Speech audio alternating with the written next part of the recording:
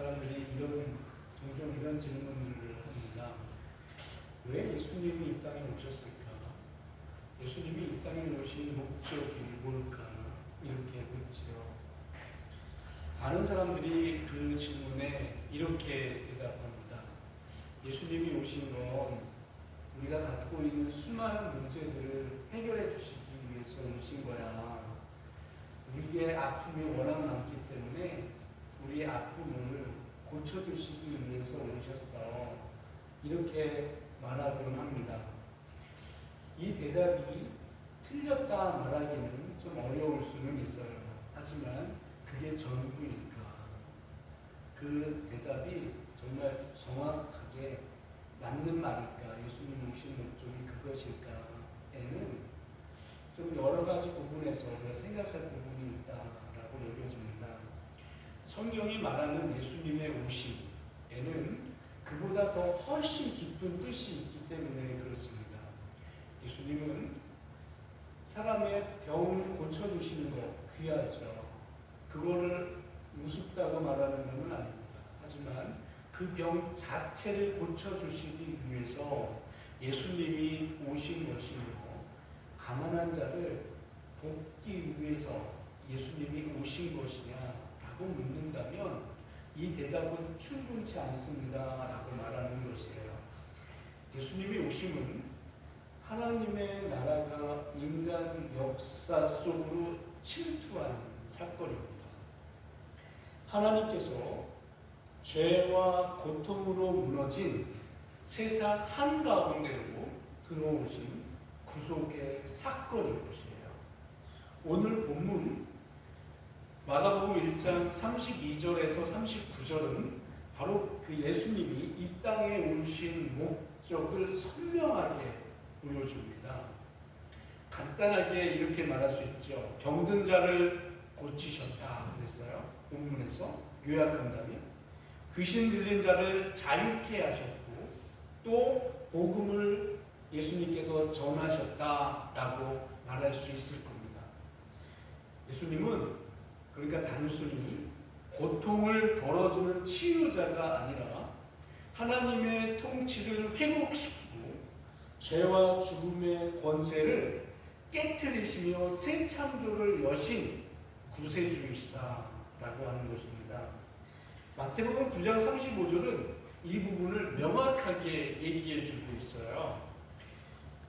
예수께서 모든 도시와 마을에 두루다니사 그들의 회당에서 가르치시며 천국 복음을 전파하시며 모든 병과 모든 약한 것을 고치십니다. 아예 예수님께서 이 땅에 오신 그 목적을 한 절로 함축적으로 설명해 주고 있는 겁니다. 예수님은 보통 말하는 말로만 그냥 그랬어 하고는 말로만 하신 것이 아니라 사람들의 삶 속으로 들어가셨어요. 그리고 그들과 함께 하셨습니다. 그들과 먹고 걷고 함께 울고 함께 우는 이런 모습이 예수님에게 사람들과 함께 이루어졌어요. 예수님의 사역은 그냥 말씀과 삶으로만 끝나는 것이 아니라 예수님의 오심의 본래의 뜻인 복음과 그 복음으로 이루어진 그 사랑이 완전히 하나로 묶어져서 연결되어져서 사람들에게 나타나는 것입니다. 그 사역을 예수님이 하신 것이에요. 근데 여기서 우리가 한 가지 우리의 마음을 좀 불편하게 할 수도 있는 것은 치유라는 단어가 혹 오해를 불러올 수도 있습니다. 왜 그러냐면은 우리는 그런 부분들에 대해서 그렇게까지 생각을 안 하지만 다른 한쪽에 있는 사람들은 예수님이 오신 목적이 병든 자들을 치유하기 위해서 고치기 위해서 온 거 아니야? 이렇게 말하는 사람들이 계중에 있기 때문에 그래요. 하지만 예수님의 치유라고 하는 건 단순히 치유 행위가 아니었다라고 하는 것을 보셔야 합니다. 예수님의 치유는 하나님의 나라가 임했다는 표지예요. 죄와 죽음의 권세가 무너지고 생명이 회복되는 구속의 사건입니다. 그것을 뜻하는 것이에요. 예수님은 그러하기에 질병 자체보다 질병의 근원이 된 죄와 타락의 뿌리를 다루신 것이에요. 그런 점에서 예수님은 단순히 치유자가 아닙니다. 하나님의 통치를 회복하시는 주권자, 인간의 존재를 새롭게 하시는 구세주라고 말할 수 있는 거죠. 예수님의 치유는 단순히 몸의 회복이 아니라 하나님과의 관계 회복을 뜻하는 것이고요. 예수님의 치유는 육체의 회복보다 영혼의 구원, 질병의 해결보다 하나님과의 관계 회복에 더 초점이 가 있는 것이에요. 예수님이 계신 곳마다 어둠이 물러가고 절망이 소망으로 바뀌고 잃어버린 하나님의 형상이 다시 회복되는 일들이 일어나기도 합니다. 이게요, 바로 복음의 능력입니다. 이것이 하나님의 나라가 임했다라고 하는 증거예요. 우리는 치유된 것에 대하여 감사하죠. 그것만 볼 것이 아니라 그 가운데에 임한 그 의미를 발견하는 것이 매우 중요하다라고 할 겁니다. 오늘 우리의 신앙도 이 복음의 능력이 회복되기를 바랍니다. 예수님이 우리 안에 계실 때 단순히 우리 안의 문제가 해결되는 것이 아니라 예수님 안에서 우리의 존재가 새로워지는 것을 뜻합니다. 하나님과의 관계가 회복되는 것이에요. 예수님과 우리의 관계가 새롭게 이루어짐으로 인하여서 그 내용을 자세히 말하기에는 시간이 많이 걸려서 나중에 차후에 나누도록 하고요. 왜 그런지에 대해서는 하나님의 관계가 예수 그리스도로 인하여 회복되어졌을 때에 그때 비로소 우리는 내가 왜 살아야 되는가, 내가 무엇을 위해 살아야 하는지를 깨닫게 됩니다. 혹시 여러분 지금 여러분의 삶에 풀리지 않은 문제가 있습니까? 몸의 병으로 혹은 관계의 상처로 마음의 지침으로 인해 답답한 현실 속에서 하나님께 울부짖고 있는 것이 있습니까? 그때 예수님이 이렇게 말씀하세요. 내가 널 고치는 이것을 넘어서 널 새롭게 하라. 예수님은 분명 고치시기도 할 것입니다. 하지만 존재 자체를 바꾸시는 것이에요. 예수님은 우리의 상황 속에서 그런 면에 우리를 새롭게 하시는 분입니다. 우리가 주님 앞에 나아갈 때 환경이 바꿔지기를 원하지만 안 바꿔질 수도 있습니다. 하지만 우리의 마음이, 우리의 관계가, 우리의 시선이 달라져요. 하나님이 우리 안에 임했을 때 전에는 그토록 그것이 갈망하고 그렇게 중요하게 여겼던 것이 차라리 하나님이 안 주신 게 오히려 감사하네? 이렇게 여겨질 때가 있습니다. 그럴 때 없으셨나요? 그때가 있더라고요, 저는. 그래서 그때 만약에 들어줬으면 어떻겠어? 안 들어주신 거가 천만다행이다 이렇게 여겨질 때가 있습니다. 그래서 복음은 단지 잘 되는 이야기가 아니라 다시 살아나는 이야기, 하나님과의 관계가 회복되어 다시 빛 가운데로 걸어가는 이야기인 것이에요. 그 복음의 생명이 실제로 역사하는 장면이 오늘 본문에서 나타납니다. 마가복음 1장 32절에 이렇게 말합니다. 저물어 했을 때에 모든 병자와 귀신 들린 자를 예수께 데려오니 라고 합니다. 여기서 좀 의문이 가는 건 왜 사람들이 해질 때에 모든 병자와 귀신 들린 자를 예수께 데려왔을까 하는 거죠. 지금 응급환자가 있다면 빨리 예수님께 데려가는 것이 당연한 이치일 터인데 아파가지고 힘겨워하는 사람을 곁에서 봐야 하는 보호자, 그게 부모일 수도 있고 자식일 수도 있고 그 고통이 얼마나 심할까요? 그 당하는 사람은 말할 것도 없고 그것을 지켜보는 사람들의 고통도 이루 말로 다 할 수 없을 것입니다. 그럼에도 불구하고 해 질 때까지 기다려야 했던 것이에요. 왜 그랬느냐? 그렇게 데리고 갈 수가 없었기 때문이에요. 그날이 안식일이었거든요. 안식일은 짐을 나르거나 아무리 병든 환자라 하더라도 이렇게 그 사람을 이끌고 갈 수가 없습니다. 그렇게 되면 율법을 저해야 하는 일이 되는 것이거든요. 그래서 고통받는 가족들이 있음에도, 고통 가운데 울부짖는 환자가 있음에도 불구하고 기다릴 수밖에 없었던 것이죠. 아이러니하게도 율법이라고 하는 것은 생명을 지키기 위해서 주어진 겁니다. 근데 오히려 생명을 올가매는 족쇄가 되어버렸어요. 이 율법이라고 하는 것이. 본래 율법은 생명을 보호하고 생명을 죄를 깨닫게 하는 하나님의 선한 도구입니다. 하지만 인간이 그 율법을 형식화하고 규칙 속에 집어넣었어요. 그래서 바리새인, 사두개인, 서기관 이런 율법에 나름대로 일가견이 있다고 하는 사람들이 율법 조문을 작성해서 율법에서 명하지 않은 부분들을 나름대로 조문을 자세하게 적어가지고는 안식일에는 몇 미터까지는 가도 되는데 그 이상은 가면 안 돼. 뭐 이런 것을 정하기도 하고요. 역시 마찬가지로 안식일에는 아무리 사람이 아파도 죽어나가도 그때는 옮기면 안 돼 라고 그들이 만든 그런 율법입니다. 하나님의 율법을 말하는 것이 아니에요. 그래서 본래 율법은 은혜로 나가는 통로입니다. 그래서 율법이라고 하는 게 왜 은혜로 나가는 통로냐? 율법을 부딪히게 되면은 나는 율법으로 너무너무 힘들어.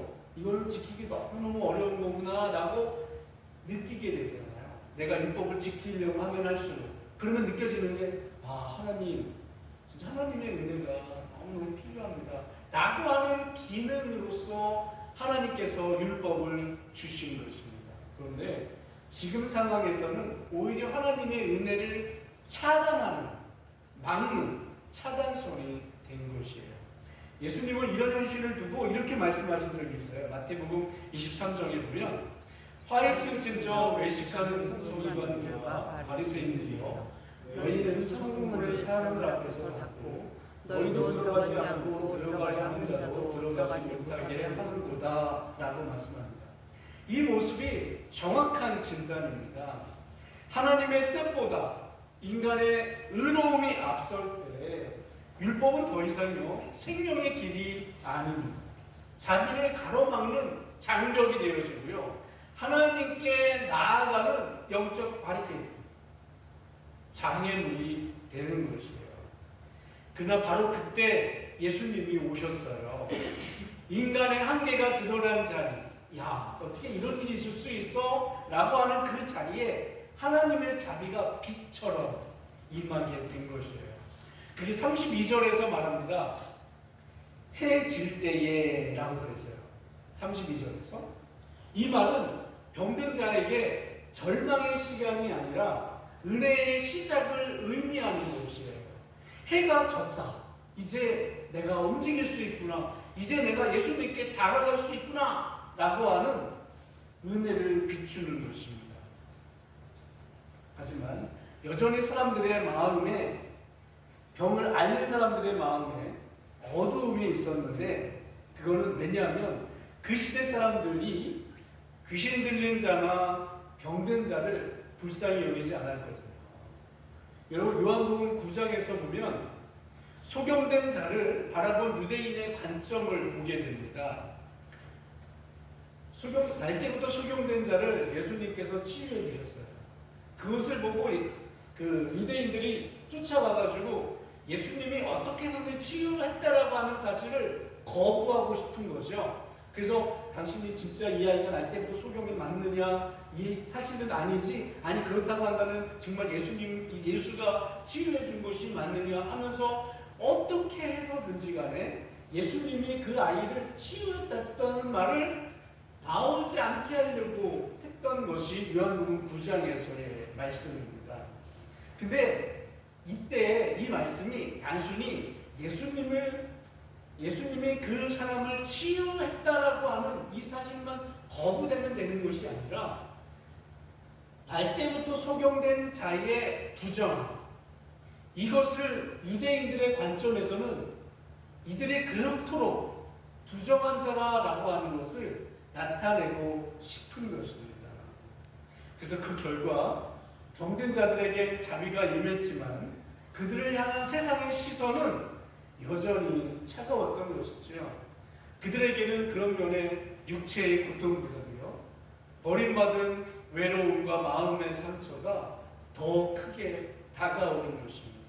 하지만 예수님은 사람들에게 그렇게 따갑게 다가오는 그것 시선을 피하지 않으셨어요. 오히려 사람들이 외면한 그 자리로 들어가셔서 손을 내밀어 그들을 만지셨습니다. 마태복음 8장에 이렇게 말씀을 하세요. 예수께서 손을 내밀어 그를 만지시며 이르시되 내가 원하노니 깨끗함을 받아라. 예수님이 누구도 그 사람하고 닿는 것을 끔찍하게도 싫어했는데 친히 예수님이 그 사람의 손을 대시면서 깨끗함을 받으라라고 말씀합니다. 그 순간에 그 사람은 단지 육체의 질병이 아니라 버림받은 영혼이 회복되는 것입니다. 예수님은 깨끗하고 안전한 곳에 머무르지 않으시고요, 죄와 고통이 가득한 곳, 그 자리로 들어가서 절망한 영혼을 일으키시고 새 생명을 불어 넣으신 것이에요. 예수님의 이런 모습이 그렇지 예수님이니까 당연하지가 아니라 예수님의 이런 모습을 구약 성경에서 이미 예언을 하고 있습니다. 이사야 선지자가 얘기를 하는데 흑암에 행하던 백성이 큰 빛을 보았도다. 이 말은 무슨 말이냐면 예수님 이 땅 가운데에 그리스도께서 오시면 흑암에 행하던 백성이 성전이나 이런 곳 가운데에서 거닐고 행하는 사람이 아니라 다른 사람들이 가고 싶어 하지 않고 다른 사람들하고 익숙하지 않은 그런 곳 가운데에서 사람이 멸시받는 그런 자리에 예수님께서 친히 가서 일하신다라고 하는 선언인 것입니다.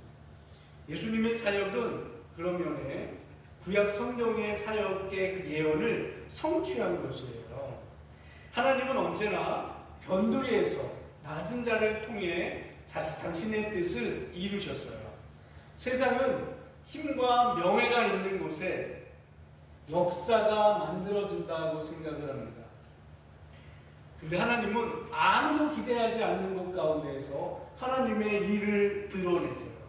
요한복음 9장 고린도전서 1장 27절에서 29절에 보면 이렇게 말씀합니다. 그 사실을 우리에게 알려주고 있는데 그러나 하나님께서 세상에 미련한 것들을 택하사 지혜 있는 자들을 부끄럽게 하려 하시고 세상에 약한 것들을 택하사 강한 것들을 부끄럽게 하려 하시고 하나님께서 세상에 천한 것들과 멸시받는 것들과 없는 것들을 택하사 있는 것들을 폐하려 하시나니 이는 아무 육체라도 하나님 앞에서 자랑하지 못하게 하려 하심이라 라고 말씀하고 있는 것이에요. 이게 바로 하나님 나라의 아이러니, 하나님 나라의 역설인 거예요. 그리고 예수 그리스도의 복음이 세상을 새롭게 하는 방식이기도 한 것이에요. 하나님은 이렇게 일하신다라고 하는 거죠. 강하고 능한 자를 통하여서 일하시는 것이 아니라 세상에 부족한 자들, 세상에 나약한 자들, 사람들이 말할 때 쓸데없다라고 여기는 자들, 보통 말하는 외인부단이라고 할 만큼 그냥 버려진 자들, 그런 사람들을 하나님이 콕 집어서 그 강하고 능한 자들을 부끄럽게 하셔서 그 사람으로 하여금 하나님의 은혜입니다. 이 일이 이루어진 것은 전적으로 하나님의 역사입니다 라고 하는 것을 끄집어내려고 하시는 하나님의 일하시는 방식인 것이에요. 바로 그 하나님의 역설이 오늘 본문 속에서 실제로 드러납니다. 여기 33절에서 그럽니다. 온 동네가 문 앞에 모였더라 라고 말하고 있어요. 이건 단순히 사람들이 그 동네에 마을에 문 앞에 많이 모였네 이거를 말하는 것이 아니라 예수님께서 절망한 자들의 마지막 희망인 이 문 앞에 모인 자리에 하나님께서 새로운 구속의 역사를 여신 자리인 것을 말해주고 있는 것이에요. 예루살렘 성전은 더 이상 생명을 주지 못했습니다. 하지만 성전 밖 사람들이 문 앞에서 하나님은 새 생명의 역사를 시작하셨어요. 그 문은 인간이 닫아버린 성전의 문과 달리 복음을 맞이하는 은혜의 문이었습니다. 그 문을 통해 복음은 하나님의 사랑의 손길로 전해지는 것이에요. 이런 곳에 뭐 사람들이 모여 싶은 곳, 전혀 하나님의 역사가 임할 수 없다고 여겨지는 곳 가운데 하나님의 충만한 역사가 임한 것이죠. 하나님은 높고 거룩한 예수님은 높고 거룩한 자리를 떠나 절망과 눈물의 자리까지 내려오신 겁니다. 그곳에서 치유하셨을 뿐만 아니라 복음을 선포하셨어요. 예수님의 전도는 그래서 단순히 말로만 전하는 행위가 아니라 하나님의 나라가 실제로 임했음을 선포하는 사건이었다라고 하는 것입니다. 그리고 예수님이 병든 자를 고친 이후에 그들에게 말씀하셨어요. 가서 주께서 내게 행하신 일을 말하라 라고 말이죠. 이 치료는 곧 복음의 선포의 시작입니다. 예수님의 전도는 삶과 말씀, 기적과 복음이 하나로 이어지는 하나님의 나라의 실제적 확장이었어요. 그래서 예수님이 이렇게 말씀합니다. 우리가 다른 마을로 가자. 거기서도 전도하리니 내가 이를 위하여 왔노라 라고 말씀합니다. 예수님은 단지 기적이나 치유하는 것에 머무르지 않고 복음이 확장되어 모든 인생을 하나님께 돌려놓는 일이 있음을 보여주고 있습니다. 여러분, 예수님은 세상을 단지 돕기 위해 오신 분이 아니라 했습니다. 세상을 새롭게 창조하시기 위해 예수님이 오셨다라고 하는 것을 기억하시기 바랍니다. 예수님은 우리의 삶을 편하게 하기 위해서 오신 것이 아니라고 하는 사실이에요. 우리를 하나님 안에 살게 하려 예수님이 오셨다라고 하는 사실입니다. 복음은 단순히 문제를 해결하는 데 있는 것이 아니라 우리의 존재를 새롭게 하는 데 있다 하는 것이에요. 하나님이 인간에게 친히 찾아오셨고 지금도 우리 안에서 새 생명으로 시작하고 계십니다.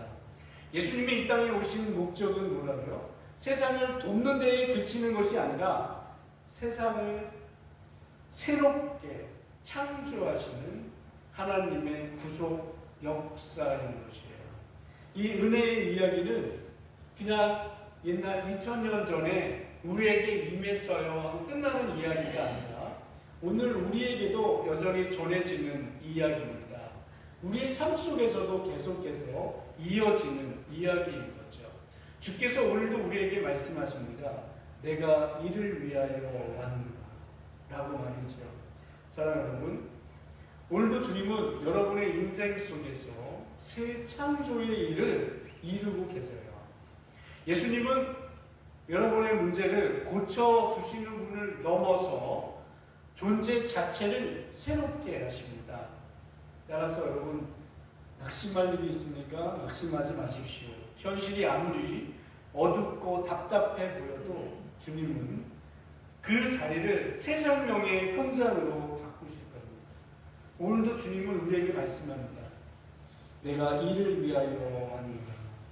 말씀하시는 예수님을 바라보며 예수님이 여러분을 위해 이루신 일을 바라보고 여러분은 예수님의 사랑과 삶의 모습을 이어가는 주님의 신실한 사람들로 세워지기를 주님 이름으로 축원합니다. 하나님 고맙습니다. 우리의 연약함과 우리의 부족함에도 불구하고 하나님께서 우리를 사랑하실 때 끝까지 사랑하시며 우리를 향한 놀라운 계획을 갖고 계심을 하나님 우리가 압니다. 하나님 우리의 현실이 결코 녹록지 않은 상황 가운데 있는데 우리 주께서 우리의 단순한 문제를 해결해 오신 분은 아니나 그것보다 근본적으로 우리 존재 자체를 새롭게 창조하시는 분이라는 사실을 기억하며 우리가 예수 그리스도를 믿고 주님을 구세주로 고백하는 사람들로서 우리가 살아가는 모든 삶의 자리가 예수님께서 살아가셨던 삶의 자리를 이어가는 주님의 사람들로 인도하여 주시옵소서. 예수님 이름으로 기도하옵나이다.